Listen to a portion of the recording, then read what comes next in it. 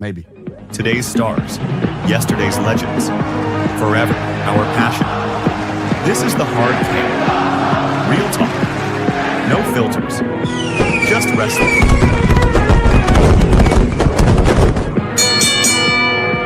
This is the hard cam.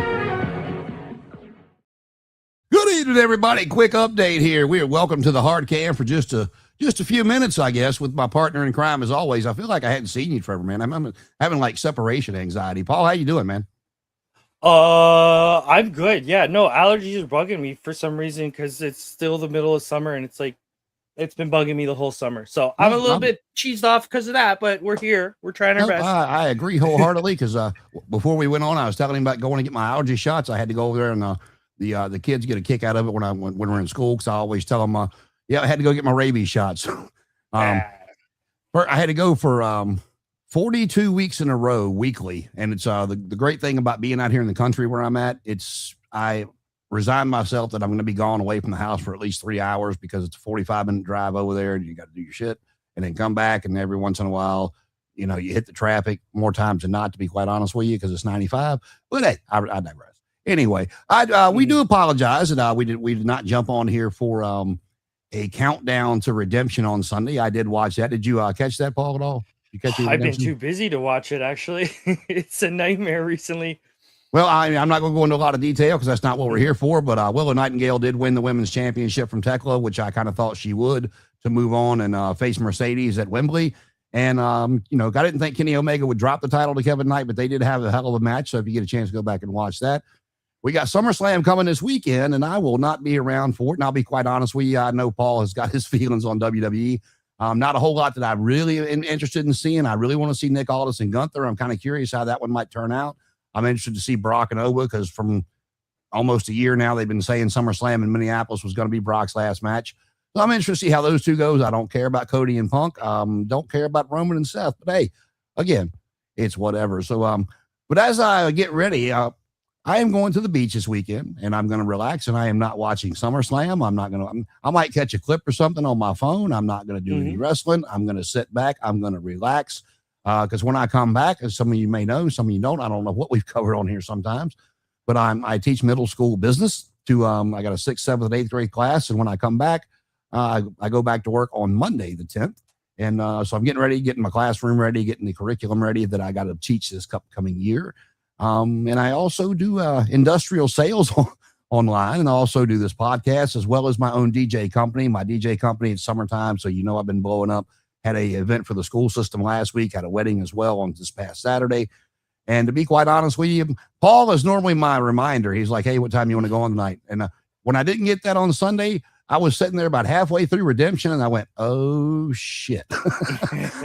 So, it is what it is. Paul, you got any updates on your, next time you're going to be in the ring? The next time I don't know, but I did just get a booking for January, so we're going to see how that turns out because that's a few months away. But that's the way she goes sometimes. So That's the way the cookie crumbles, and that's the way it was. Yeah. And we do have an episode of Road Trip Wrestling dropping on the 1st. Tell them what that's about, Paul.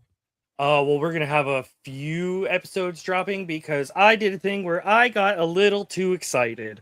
So we're going to have Memphis Wrestling out on the 1st. We're going to have 80s Memphis out on the 15th. We're going to have a mystery guest on the 21st.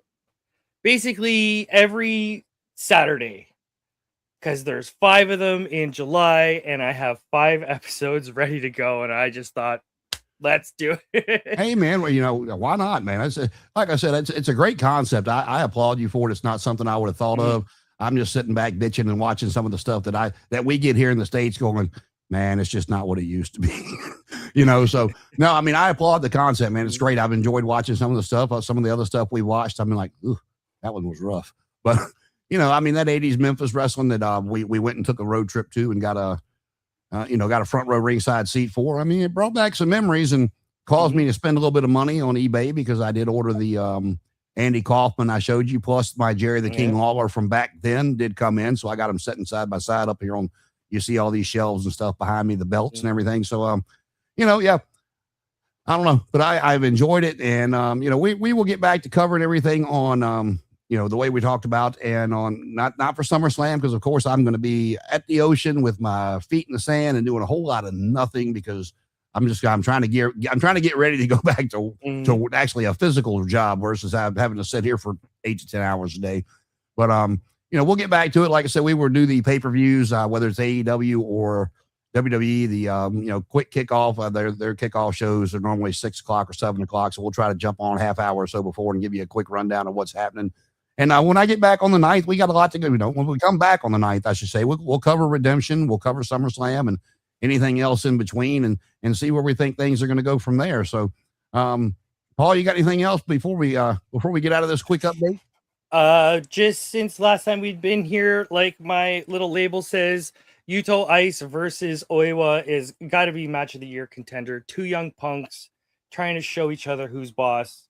Brilliant. That would be my, if I could highlight a single match since we've last spoken, that's my one. Well, have you has it updated your possible wrestler of the year yet? It's tough. I like Yuto and I like Oiwa, but they're just not quite there. They're just not, you know, couple of years, they'll be there. Don't worry. I know I said Moxley last time, but I'm going to change that and I'm going to flip to Ospreay. He's telling a great story. He's going to win that title in Wembley, and it looked like, not to dive into it, we'll get at this little 9th, but it looked like Kenny Omega took a little bit of a heel turn on this past Sunday at Redemption. And so they're you know, they're telling a good story. And I'll be honest with you, man, I've told you I've been very critical of AEW the past couple of years. But to me, I've enjoyed the product better than I had WWE and for the last 6 to 8 months. So, you know, we'll see what SummerSlam brings, and then we go on to Wembley on the 31st, I believe. So, you know, we got a lot to cover when I get back, and I'll try to get back and watch some before we reconvene here on the Hard Cam on Sunday, August 9th at 8 o'clock, 8:30, depending on what we got going on. So, for Paul, I'm Jason, and we'll see you in about a week and a half. Enjoy it, because I will enjoy my vacation, and we'll see you next time. Good night, and thank you for watching.